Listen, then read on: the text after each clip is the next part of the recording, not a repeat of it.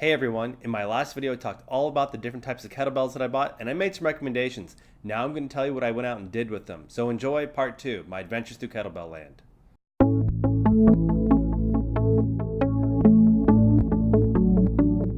So I acquired my very first kettlebell in 2013. It was only 25 pounds and I really didn't do a whole lot with it. My sessions were very sporadic.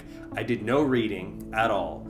More or less, I remember curling it, I remember pressing it, I remember doing some random stuff similar to what I would do at the gym when I was a teenager. I didn't really look anything up.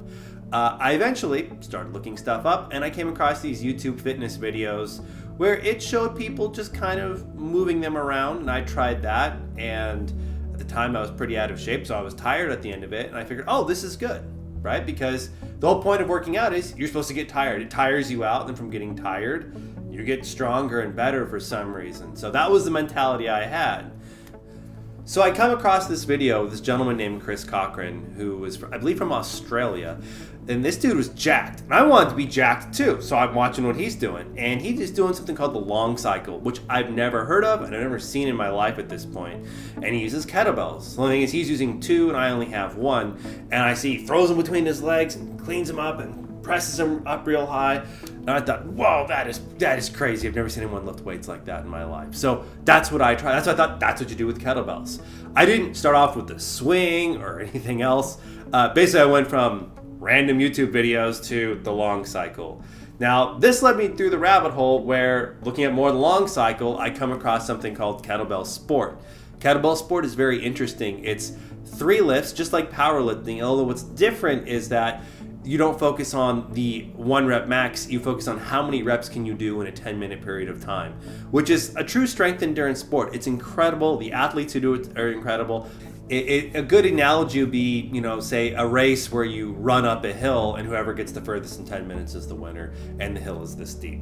It's pretty crazy. The athletes are phenomenal. If you're interested in that, go check it out. Now, a major issue that I had was that I didn't really find a whole lot of literature on kettlebells. In fact, I wasn't looking too hard, but I just saw like, oh, do so many set reps in a day, and that's that. I didn't know what weight you were supposed to use. I mean, I just had the weights I had. I wasn't going to buy more. Like hell, I buy more. I had the weights I had. So I just kind of kept doing it with those. I then found some instructional videos by a gentleman named Valery Fedorenko, likely the person who's attributed to bringing kettlebell sport to North America. These were really cool because he's showing like the technique and stuff. Turns out kettlebell sport's very technical.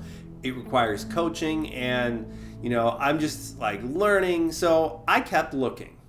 I then came across these old videos of a gentleman named Pavel Tsatsouline depicting a different type of kettlebell training that I saw in the Valery Fedorenko and the sports style work. This involved ballistics, but they were different moves, something called the swing, which, I only saw the snatch and the long cycle. I've never seen a swing in my life.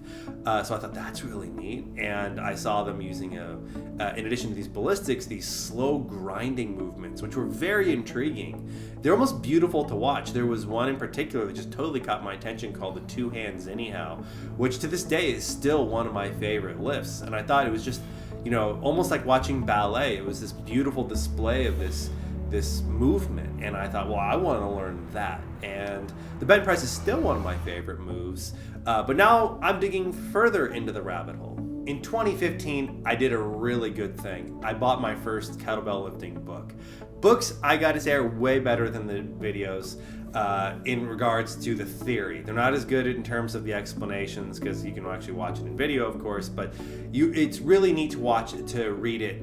And the book I purchased was Enter the Kettlebell by Pavel Tsatsouline. This book is really intriguing, and it focused on something called the program minimum. Now, the program minimum is basically it's a minimalistic form of training where 2 exercises are selected where they offer the most bang for the buck. And these are the 2 you focus on. And these are the 2 you work on. And these are the 2 you get good at. And from getting good at those, you'll get proficient in many other things, which I was just intrigued by. I love the idea of minimalism, that if you can, what's the most important thing that you need, and do that versus, less important things. So I can proudly say 2015, starting around January, was dominated by 2 movements for me. the Turkish get up, and the kettlebell swing. What I would do is I would generally alternate them every day, but most days I just did the Turkish get-ups, which I preferred.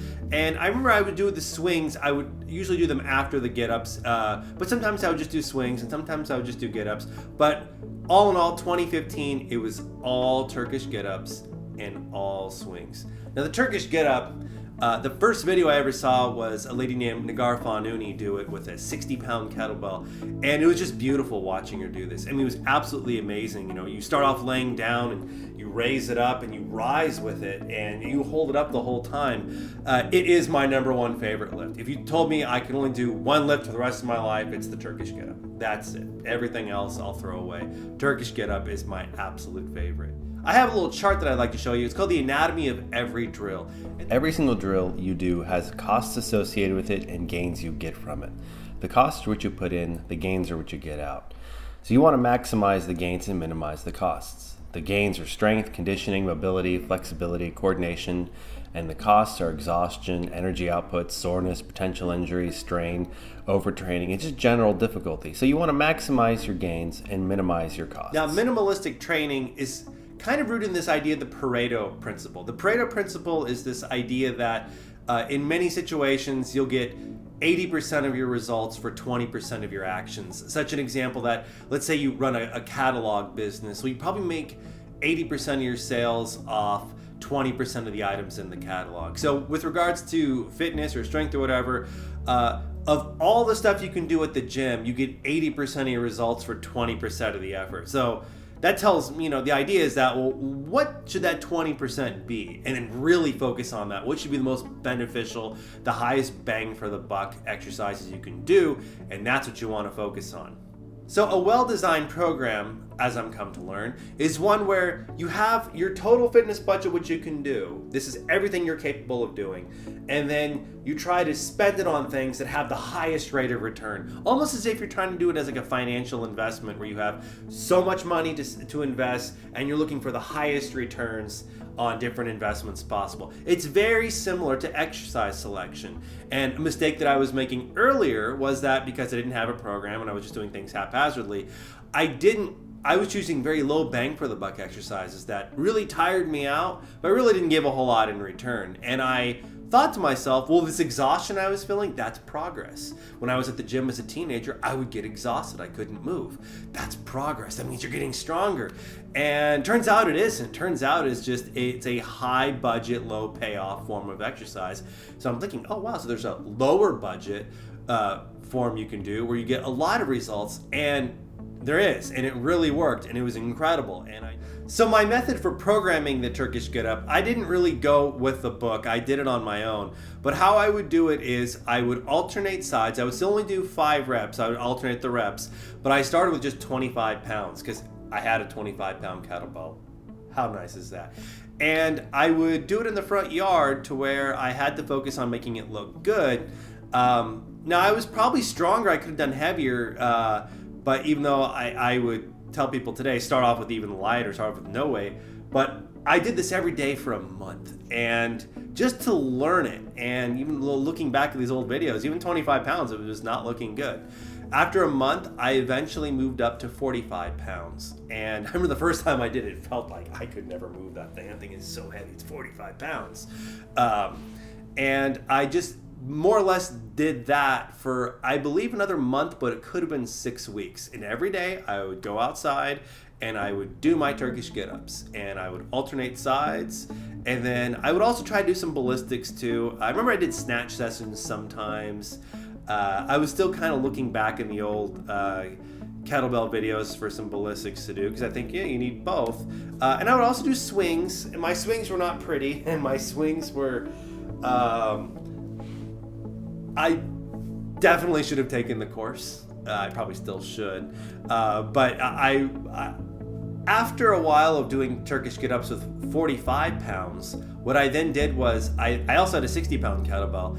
I would eventually work that in after, I think, 6 weeks. Well, I think I would do the 6 weeks where the first 2 reps were with 45 pounds, and then the middle rep was with 60 pounds, and then the other 2 with 45 pounds. And that 60 pound felt so heavy, but I could do it. And I realized it's because I spent, 2.5 months practicing every day with a lighter weight, that I'm building up this muscle memory, I'm building up all these stabilizers, I'm building up my shoulders, I'm building up the joints, and it felt so good to get that up. And I over the weeks I would incorporate more and more until all I was doing was with 60 pounds, which was an incredible feat. I didn't think I would get that much weight. I eventually got a lot more than that, but I was so proud of myself. And I remember I did that for the rest of 2015 and even into 2016. However, in 2016, January of 2016, I bought a new book, Kettlebell, Simple and Sinister, which I'm going to review in my next video, but it's even, they took the program minimum from Enter the Kettlebell and refined it even more and improved it even more. And it's my #1 go-to program. I tell everyone, buy Kettlebell, Simple and Sinister. I purchased several copies for friends. I did it for 18 months, and I still do Simple and Sinister days today. It was fantastic. Now, I really took a liking to hardstyle lifting, and I would come to learn that there's a division between this hardstyle lifting and the sport style lifting. The breathing's very different, the movements are completely different, and they also have a completely different function. Sport style, one, focuses first and foremost on a sport, but it's a strength endurance, and hardstyle focuses on more maximum power in these slow grinds. It's not so much strength endurance. I feel hardstyle is better for me. I think it's probably better for most people. When I was reading around this stuff in 2015 or so, I found that sports style literature was much harder to find. It was basically hire a coach, and most people who I looked into, they had the secrets, but you had to pay them some very high hourly rate, which I understand. It's a world of experience, and maybe a $20 book really wouldn't suffice, and it required a lot of one-on-one. But I really started to lose interest in it. I remember I still did a couple little sessions, maybe once a week or a couple times. And I just remember I felt very, very tired afterwards. So I eventually kind of cut back almost completely, and I haven't done it in a long time now. Now, if you're interested in sport style movements or kettlebell sport, there's now some really good resources. One is Brittany Van Shrevendijk at kbfitbrit.com. She has a great YouTube channel, a great Instagram, and she's a master kettlebell lifter. So go check her website out. She's got really good stuff on there. Thank you for watching this video. Please like, subscribe. If you liked what I had to say, please leave a comment. If you didn't like what I had to say, please leave a comment. These were my experiences. Maybe you've had some different experiences, and this is YouTube, so everyone wants to let me know what kind of a jerk I am. If you're also interested, please follow me on Instagram. My handle is @RileyO'Neil. My next video, I'll be reviewing Kettlebell, Simple and Sinister. I would like to point out that I was not sponsored or paid in any way for reviewing any programs or names mentioned in this video. These are people I stumbled across who I thought their content was very helpful and that I recommend. I have paid for them, but I've never been given anything free for them that was not given free out to the general public. This video, however, is sponsored by me and my business. My business is Don O'Neil Watercolor, DonO'Neil.com. My grandfather was Don O'Neil. He was a master watercolor artist here in Riverside, California. However, he traveled and painted all over the world. After his passing, I took over his business and I sell reproductions of his work. We currently have over 100 different G-clay prints of scenes all over the world in 4 different sizes, from $95 for a small to $4.95 for an extra large. We've got a lot of great content. Please go check us out, DonO'Neil.com.